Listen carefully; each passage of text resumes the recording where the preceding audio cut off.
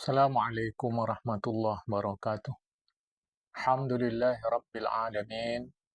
Salatu wassalamu ala asyrafil anbiya'i wal mursalin. Habibina maulana Muhammadin wa ala alihi wa sahbihi ajma'in. Man yahdillah fala mudilla lah wa man yudlil fala hadiyalah. Qala al-musannif rahimahullah ta'ala wa nafa'ana bi ulumihi fid dharain amin. Summa qala babu ma ja'a fi syukri, bermula ini bab menjelaskan tentang syukur. Dari Anas bin Malik radhiyallahu taala anhu dari Nabi Muhammad SAW yang bersabda, sesungguhnya Allah Taala puas melihat hambanya yang memakan makanan atau meminum minuman kemudian dia memujinya. Jadi Allah itu rela, puas, ya. Jadi begitu. Kemudian dari Asma binti Yazid dia mengatakan, aku mendengar Rasulullah bersabda, apabila Allah Taala kumpulkan seluruh makhluk yang dulu maupun yang belakangan. Kemudian datanglah penyeru, pemanggil yang menyuruhkan dengan suara yang dapat didengar oleh seluruh makhluk. Apa seruan itu? Apa panggilan itu? Apa suara yang dia kumandangkan itu? Apa kata dia? Sebentar lagi orang-orang yang berkumpul hari ini akan tahu siapa yang paling utama untuk mendapatkan kemuliaan. Perintah pertama, bangkitlah orang-orang yang pada malam hari dia bangkit untuk beribadah, menjauhkan lambung dia dari tempat tidur. Ini bahasa kiasan, ya. Maka mereka pun bangkit sedikit sekali, kemudian dipanggil lagi, bangkitlah orang-orang yang bisnis dan jual beli tidak melalaikan dia dari mengingat Allah Subhanahu wa taala. Mereka pun bangkit, jumlah mereka sedikit.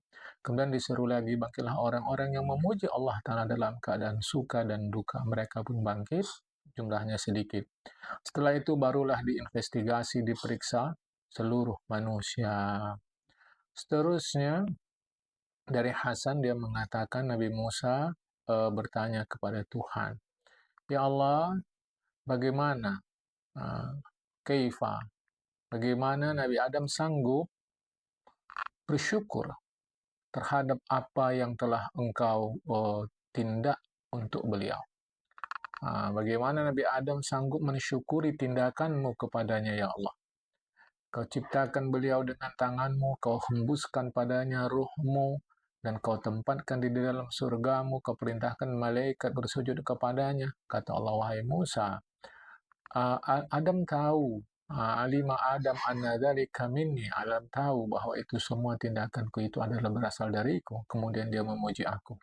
Maka itulah rasa syukurnya terhadap tindakanku. Jadi memuji Allah, berterima kasih kepada Allah itu merupakan bukti syukur kepada Allah.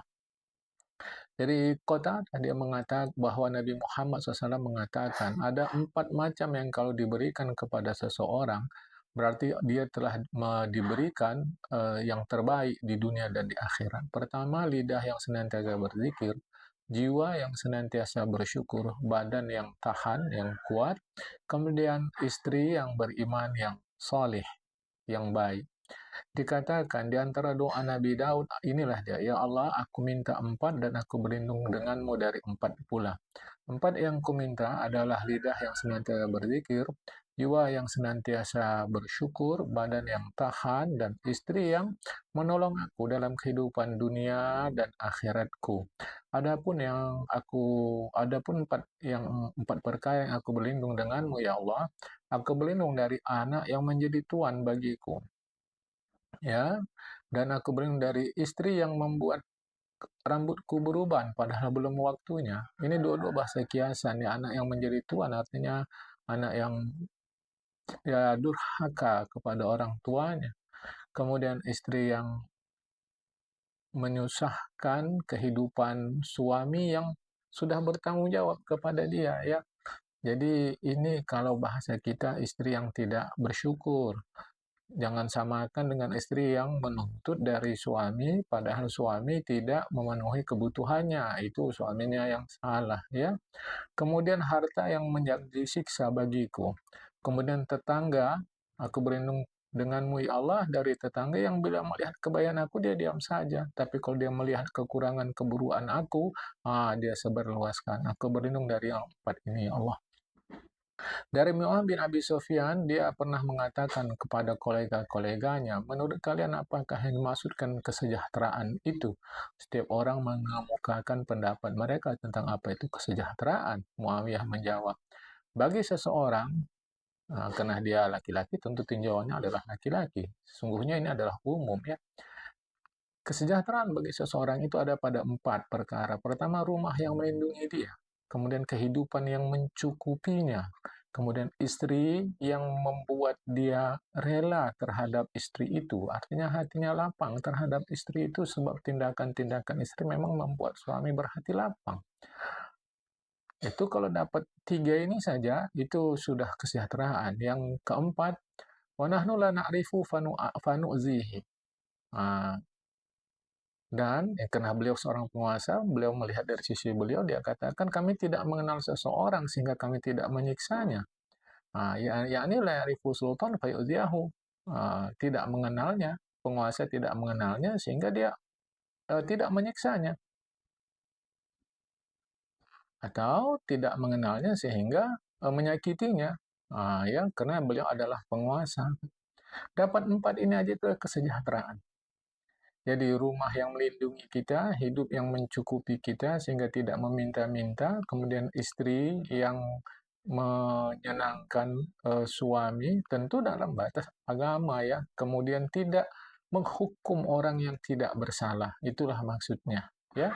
Dari Syekh Sufyan Tsauri, beliau mengatakan ada 2 nikmat jika Allah Ta'ala berikan kepadamu, maka pujilah Allah, syukurlah kepada Allah. Satu, kau jauh dari pintu penguasa. Dan kedua, kau jauh dari pintu dokter. Ah, ini kan bahasa kiasan, maksudnya kau jauh dari pintu penguasa yang zalim. Kau jauh dari pintu dokter, maksudnya kau tuh sehat. Ya, hati-hati. Dari Bakar bin Abdullah Al-Muzani beliau mengatakan, siapa beragama Islam, badannya selamat, sehat, sesungguhnya pada diri dia terkumpullah, berpadulah penghulu nikmat dunia dan penghulu nikmat akhirat. Karena penghulu nikmat dunia adalah sejahtera, sehat. Penghulu nikmat akhirat adalah beragama Islam. Jadi itu induknya ya, Sayyid, penghulu, induk, pemukanya. Dari Abdullah bin Abbas radhiyallahu taala anhuma dari Nabi bahwa Nabi mengatakan 2 nikmat yang lalai orang pada kedua nikmat itu. Orang bisa lalai, orang menyia-nyiakan kedua nikmat itu. Banyak orang menyia-nyiakannya, yaitu kesehatan dan kesempatan. Kesehatan dan kesempatan. Itu selalu maghbun, tertipu manusia dalam 2 itu. Karena tertipu ya mereka sia-sia, maghbun itu artinya tertipu ya. Tadi saya kan terjemahkan disia-siakan, ya itulah dia. Arti maghbun itu tertipu ya. Tapi sehingga mereka menyanyiakan kesehatan dan kesempatan. Diriwayatkan dari sebahagian tabi'in radhiyallahu taala anhum mengatakan, man tadahna alaihi ni'am falikthir zikral hamdulillah. Siapa yang nyatalah pada dia aneka ragam nikmat Allah Ta'ala, banyaklah mengucapkan Alhamdulillah. Siapa yang sedang mengalami banyak kedukaan sedih, maka ucapkanlah istighfar. Siapa yang sedang didera oleh kefakiran, banyaklah mengucapkan la haula wala quwata illa billahil aliyil azim. Diriwayatkan dari Nabi mengatakan, apabila di dalam makanan seseorang ada 4 unsur, sempurnalah sudah hidupnya dalam kaitan dengan makanan itu. 1, halal. Kedua, apabila dimakan mengucapkan nama Allah, Bismillahirrahmanirrahim. Kemudian banyak orang yang menikmati makanan dia itu. Kemudian apabila selesai dia mengucapkan Alhamdulillah. Wa idza faragha minhu hamidallah. Diriwayatkan oleh Hasan dari Nabi Muhammad SAW bersabda, tidaklah Allah berikan nikmat kepada seorang kecilkah atau besarkah, kemudian dia mengucapkan Alhamdulillah, melainkan Allah Ta'ala akan memberikan untuk dia lebih lagi dari yang sudah dia peroleh itu. Dari Nabi Muhammad SAW beliau mengatakan, aku takjub, luar biasa, melihat uh, segala urusan orang beriman itu, segala yang terjadi pada diri dia. Semuanya baik. Jika dia mendapat kebaikan, dia bersyukur kepada Allah. Itu baik. Jika dia mendapat kesulitan, dia bersabar. Itu juga baik. Dari Makhul rahimahullah ta'ala, beliau ditanya tentang surat At-Takatsur, surat 102 ayat 8, Bismillahirrahmanirrahim, summa tus'alunna yawma idzin 'anil na'im. Kemudian mereka ditanya, betul-betul ditanya mereka, kemudian mereka betul-betul ditanya pada hari terkait nikmat. Apa nikmat yang dimaksud? Beliau maksudkan di sini adalah minuman yang segar, kemudian eh, rumah tempat berteduh, perut yang kenyang, tubuh yang seimbang, dan tidur yang nyenyak. Ini ditanyai oleh Allah, ya. Bagaimana kalau tidurnya tidak nyenyak? Bukan itu maksudnya. Nyenyak tidak nyenyak, tidur itu sendiri adalah sebuah kelezatan, akan ditanya oleh Allah Subhanahu wa taala. Disebutkan dari Nabi Isa bin Maryam, beliau satu hari keluar menjumpai kawan-kawan beliau. Beliau memakai pakaian lapis dalam yang terbuat dari bulu, kemudian jubah bulu. Kemudian beliau juga memakai celana tuban min suf, celana berbahan bulu. Beliau pun cukur rambut dan kumis dalam keadaan menangis. Nampaklah wajah beliau berubah sebab lapar.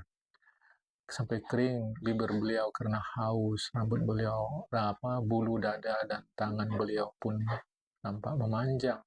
Dia jumpa kawan-kawan, sahabat-sahabat dia. Beliau mengatakan, Assalamualaikum.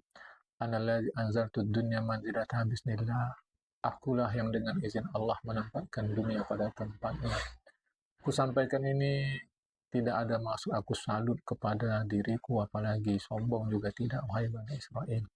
Hanya kuingatkan kalian tahwanu bid dunia tahun alaikum. Perhatikanlah kehidupan dunia, yakinlah bahwa segalanya ada jalan keluar. Maka tahun alaikum, dunia pun akan terasa ringan kepada kalian. Tahwanu memang kalau diartikan secara literal artinya pandang ringan, pandang rendah, pandang lemah, pandang remeh. Maksudnya adalah dalam kehidupan dunia ini segalanya ada jalan keluar, insyaallah tahun alaikum. Maka dunia pun akan menjadi mudah bagi kalian. Wa ahinud dunia tukram lakumul akhiratu. Pandanglah dunia ini tidak semulia akhirat. Niscaya akhirat akan dimuliakan untuk kalian. Jadi jangan samakan dunia dengan akhirat. Jangan kalian sepelekan akhirat. Maka untuk kalian dunia akan dimuliakan. Artinya jangan sepelekan akhirat. Maka dunia ini, karena kita tidak menyepelekan akhirat, maka meningkat kualitasnya menjadi mulia.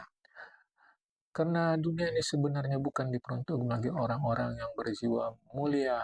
Sebab jika salah sikap, dunia setiap masa, setiap hari, setiap detik akan mengajak kalian kepada fitnah dan khosarah.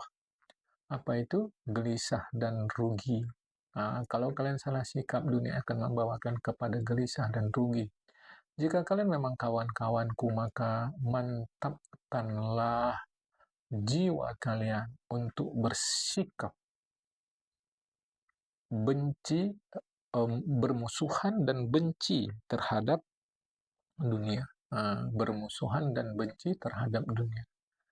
Berarti dunia ini buruk? Bukan. Kalau orang bermusuhan, misal si A bermusuhan kepada si B, maka si A akan berusaha untuk berwaspada agar tidak terlena oleh sesuatu yang nampaknya baik dari si B. Ini juga begitu, kalau kita mengambil sikap demikian, maka akan tumbuh sikap waspada dan hati-hati dalam kita menjalani hidup ini. Itu maksud Nabi Isa. Karena jika kalian tidak melakukan seperti yang kusampaikan, kalian bukan kawan aku, bukan saudaraku. Wahai Bani Israel, jadikan masjid sebagai rumah. Dan jadikan masjid sampai sebagai tempat giliran kita akan memasukinya. Jadilah kalian seperti para tamu di dalam dunia ini. Tamu kan tidak selamanya di rumah orang yang dia datangi. Di rumah tuan rumah dia sebentar saja. Tidakkah kalian melihat burung di langit? Dia tidak menanam, tidak pula mengetam. Demi Allah, rezeki kalian ada di langit. Wahai Bani Israel, makanlah roti gandum, makanlah tumbuhan dari bumi ini, makanlah, ya. Ya memang bukul itu artinya apa? Kacang, ya, tapi maksudnya itu tumbuhan.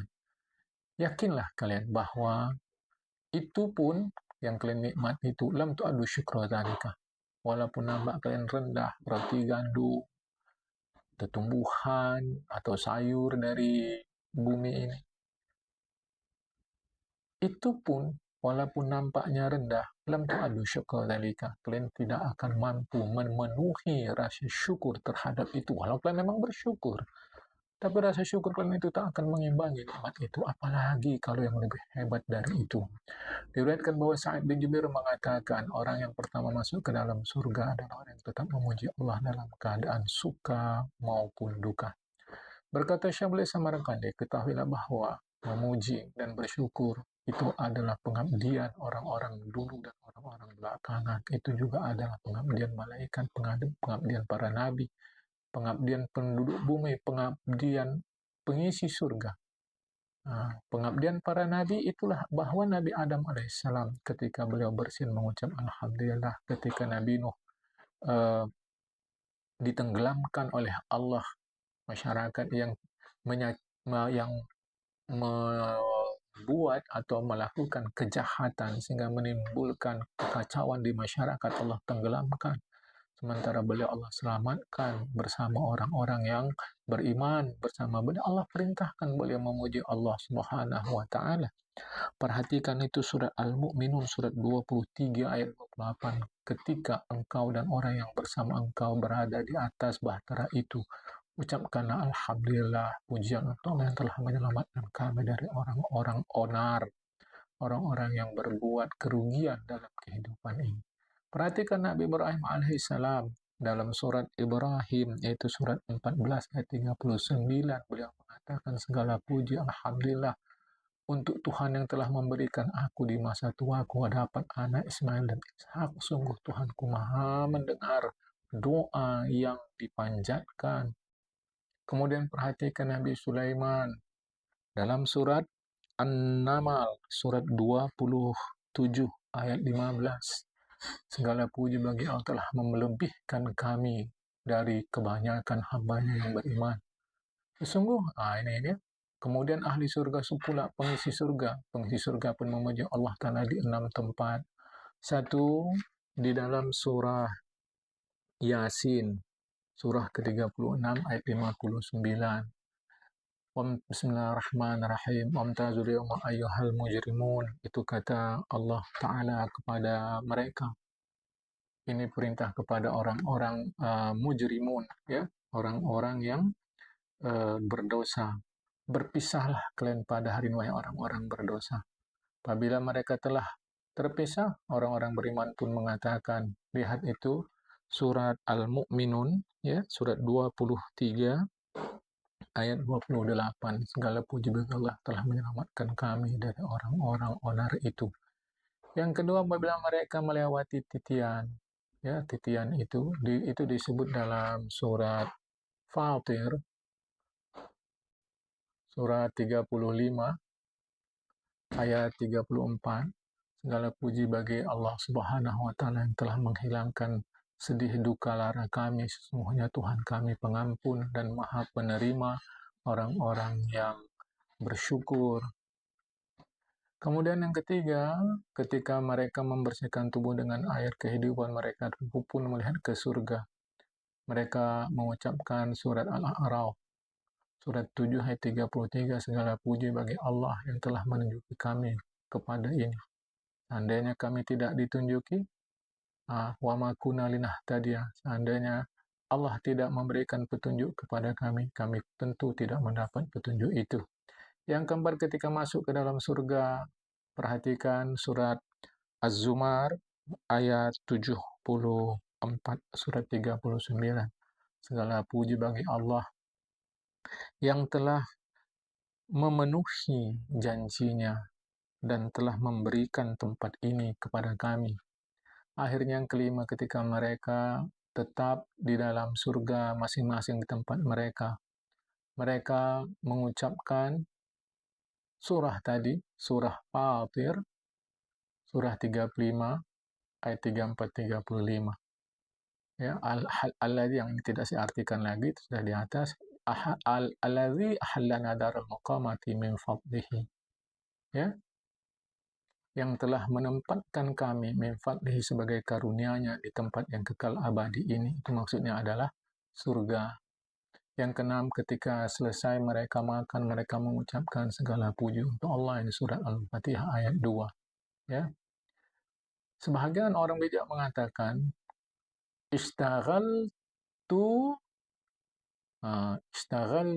bisyukri arba'ati asya'a.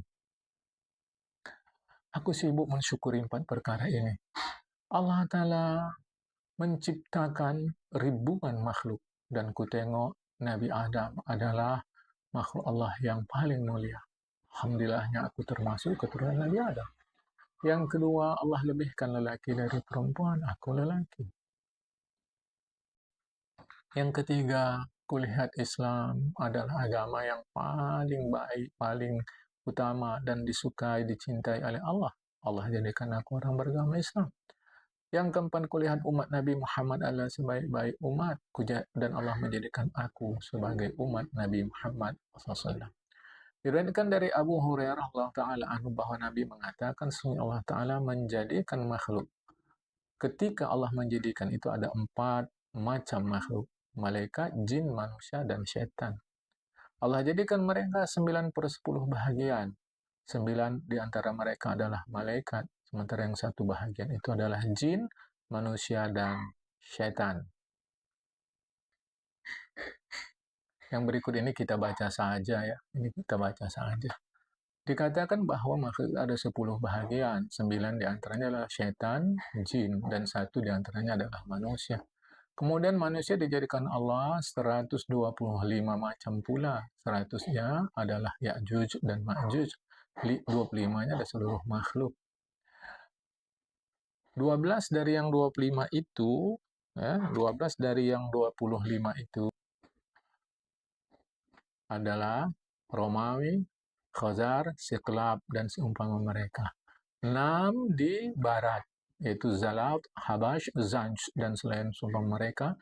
6 di timur, Turki, Khakan, Ghaz, Taghuz, Khalanj, Kaimak, Yamak.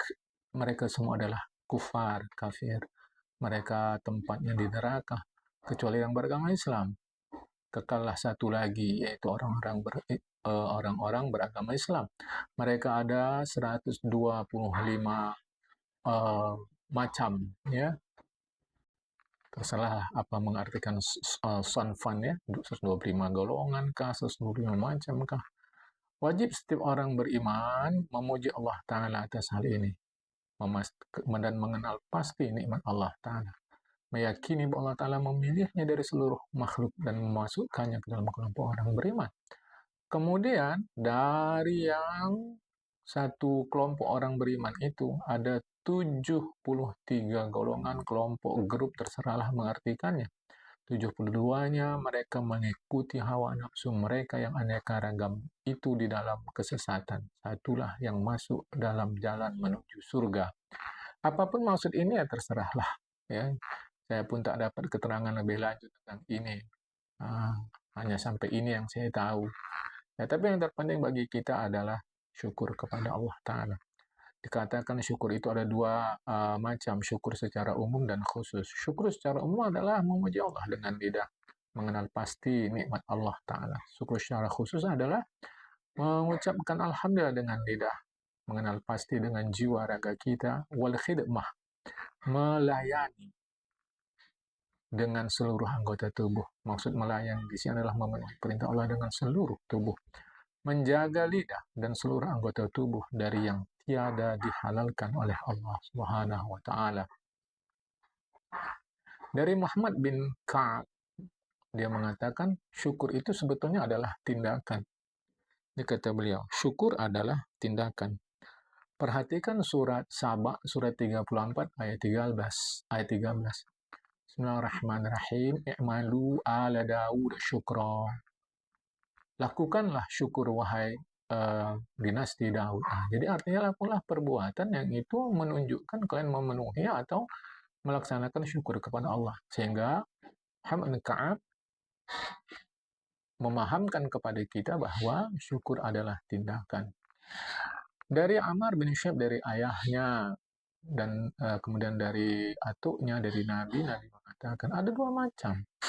Mangkana fihi, apabila dua macam itu ada pada diri seseorang, Allah akan tuliskan orang itu di sisi Allah sebagai orang yang bersyukur lagi sabar, yaitu dalam pelaksanaan ajaran agama dia melihat orang yang di atas dia. Betapa yang di atas dia itu lebih hebat, lebih baik melaksanakan agama. Dia tengok itu. Sehingga dia mencontoh orang itu. Tapi dalam kehidupan dunia, dia melihat orang yang di bawah dia.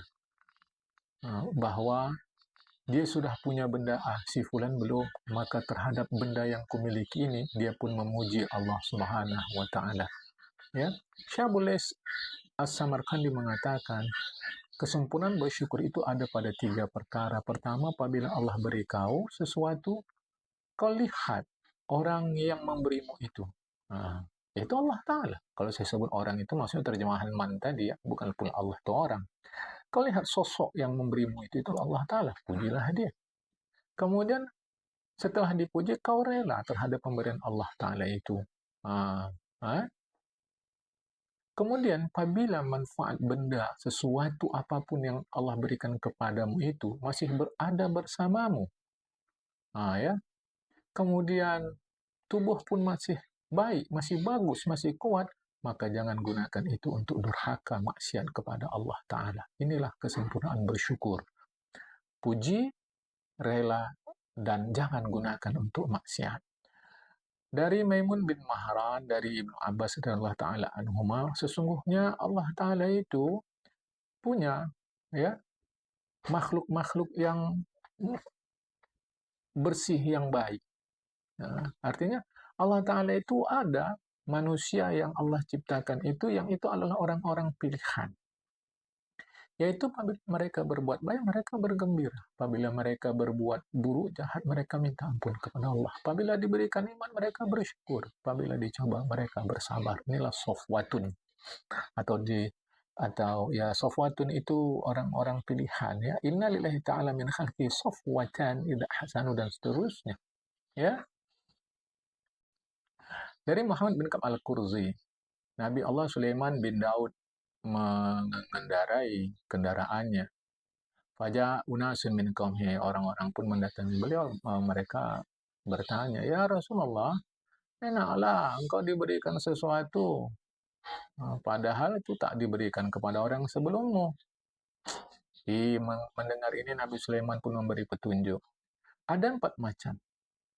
Kalau itu ada pada seseorang, sungguh dia telah diberikan sesuatu yang lebih baik dari yang diberikan kepada keluarga Daud dalam kehidupan dunia ini.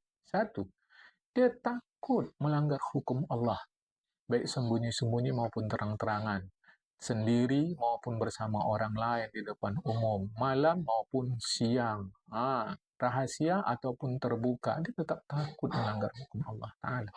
Sederhana dalam kehidupannya, sedang kaya maupun sedang susah, adil sedang marah maupun sedang suka, memuji Allah dalam suka maupun duka.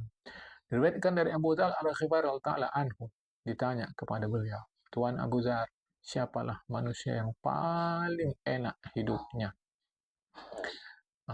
Atau ini secara umum lah ya, bukan hidup. Saya pendek kata, sepanjang manusia itu jadi manusia, siapa yang paling enak? Dijawab, itulah manusia yang tubuhnya di dalam tanah selamat daripada siksa, sementara dia menunggu pahala yang datang kepadanya. Adalah manusia paling enak. Ya, sampai sini dulu. Akan datang keutamaan berusaha. Assalamualaikum warahmatullahi wabarakatuh.